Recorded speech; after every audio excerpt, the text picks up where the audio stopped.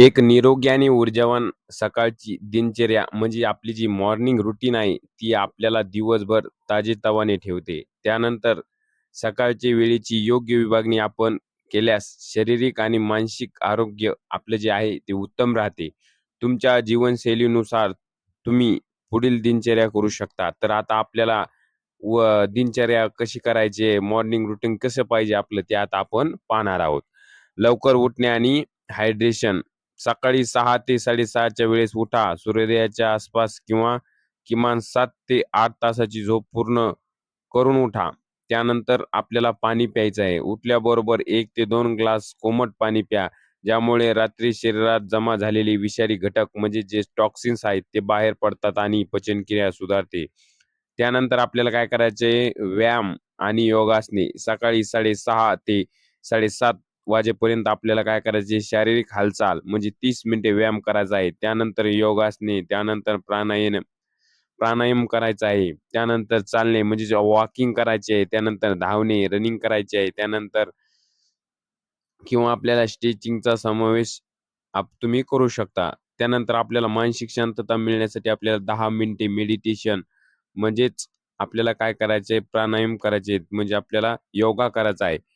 असं केल्यानंतर तुम्हाला काय होईल, तुमचं जे मन आहे ते शांत होईल आणि तुमचा जो फोकस आहे, तो दिवसभर कामात राहील. त्यानंतर आपल्याला काय करायचंय, त्यानंतर अंघोळ आणि त्वचाची काळजी. सकाळी 7:30 ते 8, पावणे 8च्या दरम्यान म्हणजे 8:15च्या दरम्यान आपल्याला ताजेतवानं होण्यासाठी अंघोळ करा. अंघोळीसाठी कोमट पाण्याचा वापर केल्यास स्नायूचा जो थकवा आहे तो दूर होतो. त्यानंतर पौष्टिक नाश्ता करा. म्हणजे आपल्याला सुदृढ असं चांगला नाश्ता करायचा आहे, जे आपल्या शरीराला ज्याचा चांगला फायदा होईल. सकाळी आपल्याला 8:15 ते 8:45 नाश्ता आपल्याला कधीच चुकवायचा नाही. या टायमिंगमध्ये आपल्याला नाश्ता करायचा आहे. तो दिवसभरातील सर्वात महत्त्वाचा आहार आहे. नाश्त्याचा पर्याय पोहे, उपमा, इडली, अंडी, आमलेट किंवा फळांचा ज्यूस. आपण फळांचं ज्यूस करू शकतो. त्यानंतर मोड आलेले धान्य याचा आहारात समाविष्ट करा. प्रथिनांचे म्हणजे प्रोटीनचे प्रमाण चांगले असते. त्यानंतर कामाचे नियोजन. सकाळी पावणे 9 ते 9 दिवसभरात काय काम आपल्याला करायचं आहे, त्याची आपल्याला यादी करायची आहे.